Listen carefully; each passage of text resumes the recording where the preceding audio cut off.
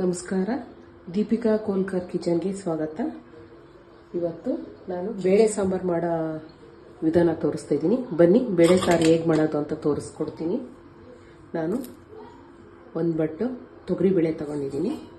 ಈಗ ಈ ಬಟ್ಲಿಗೆ ಹಾಕೊಂಡು ಒಂದೆರಡು ಮೂರು ಸರಿ ಚೆನ್ನಾಗಿ ತೊಳ್ಕೊಳ್ಳೋಣ. ಒಂದು 3 ಸರಿ ತೊಳ್ತಿರುವಂಥ ಬೇಳೆ ಹಾಕ್ಕೊಳ್ತಾ ಇದ್ದೀನಿ.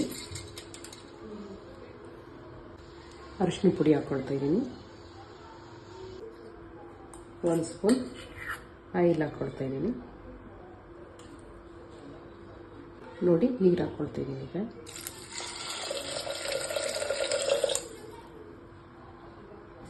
ಕ್ಯಾಪ್ ಹಾಕ್ಕೊಳ್ತಾ ಇದ್ದೀನಿ.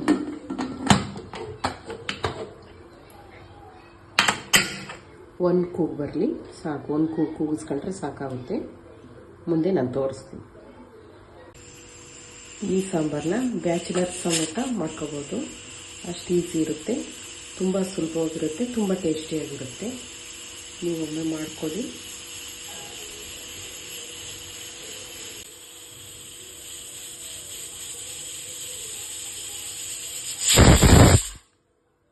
ಓಕೆ, ಆಗಿದೆ. ಕ್ಯಾಪ್ ತೆಗೆಯೋಣ.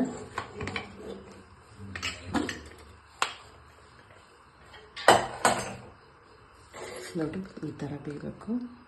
ಅರ್ಧಂಬರ್ಧ ಬೇಯಬೇಕು, ಜಾಸ್ತಿ ನುಣ್ಣಗಾಗಬಾರ್ದು ಬೇಳೆ. ನೋಡಿ, ಬೆಣ್ಣೆಯಲ್ಲಿ ಒಗ್ಗರಣೆ ಹಾಕೊಳ್ಳೋದು ಸ್ವಲ್ಪ ಡಿಫ್ರೆಂಟಾಗಿರುತ್ತೆ ಸಾಂಬಾರು. ನೋಡಿ, ಇಷ್ಟು ಬೆಣ್ಣೆ ಹಾಕಲೇಬೇಕು.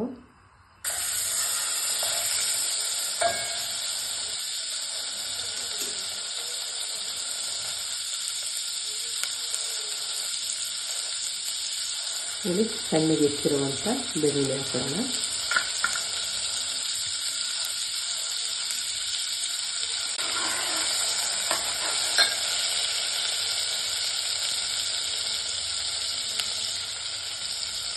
ಈರುಳ್ಳಿ ಹಾಕೊಳ್ಳೋಣ.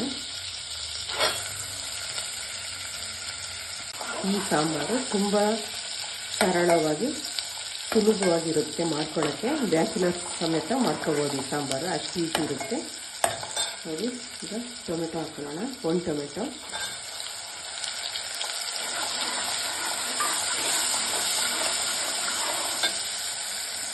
ರುಚಿ ತಕ್ಕಷ್ಟು ಉಪ್ಪು,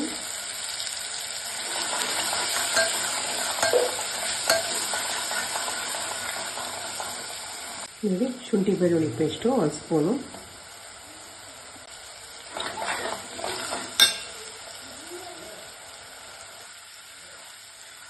ಶುಂಠಿ ಬೆಳ್ಳುಳ್ಳಿ ಪೇಸ್ಟ್ ಹಾಕೋಣ.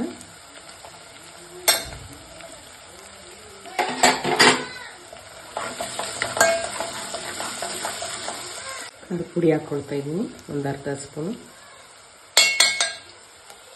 ಬೇಯಿಸಿಟ್ಕೊಂಡಿರುವಂಥ ಬೇಳೆ ಹಾಕ್ಕೊಳ್ಳೋಣ.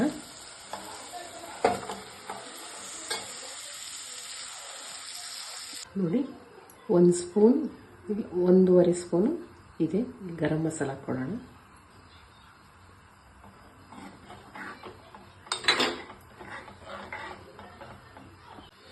ನೋಡಿ, ಈ ಸಾಂಬಾರು ಅನ್ನ ಮುದ್ದೆಗೆ ತುಂಬ ಚೆನ್ನಾಗಿರುತ್ತೆ, ತುಂಬ ಟೇಸ್ಟಿಯಾಗಿರುತ್ತೆ. ನೀವೊಮ್ಮೆ ಮಾಡಿಕೊಡಿ, ತುಂಬ ಟೇಸ್ಟಿಯಾಗಿರುತ್ತೆ, ಚೆನ್ನಾಗಿರುತ್ತೆ. ಸ್ವಲ್ಪ ತಿಳಿಯಾಗಿದ್ದರೆ ತುಂಬ ಚೆನ್ನಾಗಿರುತ್ತೆ. ಅಷ್ಟೊಂದು ಗಟ್ಟಿ ಇದ್ದರೆ ಅಷ್ಟೊಂದು ಚೆನ್ನಾಗಿರಲ್ಲ, ಸ್ವಲ್ಪ ತಿಳಿಯಾಗಿರ್ಬೇಕು. ನೋಡಿ, ಹಾಗೆ ಹೋಯ್ತು ಈ ಸಾಂಬಾರು. ಇನ್ನು ತುಂಬ ಹೊತ್ತು ಕುದಿಸ್ಬೇಕು ಅಂತ ಏನಿಲ್ಲ, ಒಂದು ಸ್ವಲ್ಪ ಹಸಿ ವಾಸನೆ ಹೋಗೋವರೆಗೂ 1-2 ಸತಿ ಕುದಿಸಿದರೆ ಆಗೋಯ್ತು. ನೋಡಿ, ಕೊತ್ತಂಬರಿ ಹಾಕ್ಕೊಳ್ಳೋಣ.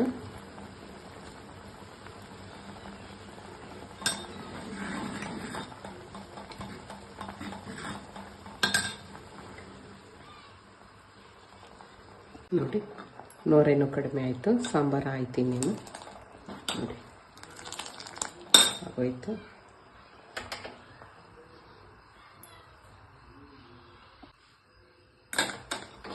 ನೋಡಿ,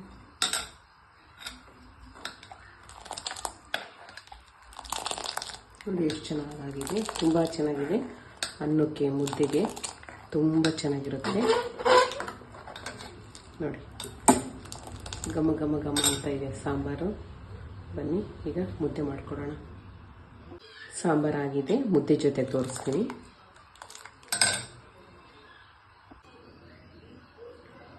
ಬೇಳೆ ಸಾಂಬಾರು ಸವಿಯಲು ಸಿದ್ಧವಾಗಿದೆ. ನೀವು ನಿಮ್ಮ ಮನೆಯಲ್ಲಿ ಮಾಡ್ಕೊಳ್ಳಿ. ಹಾಗೆ ಲೈಕ್ ಮಾಡಿ, ಸಬ್ಸ್ಕ್ರೈಬ್ ಮಾಡಿ, ನಿಮ್ಮ ಫ್ರೆಂಡ್ಸ್ ಆ್ಯಂಡ್ ಫ್ಯಾಮಿಲಿಗೆ ಶೇರ್ ಮಾಡಿ.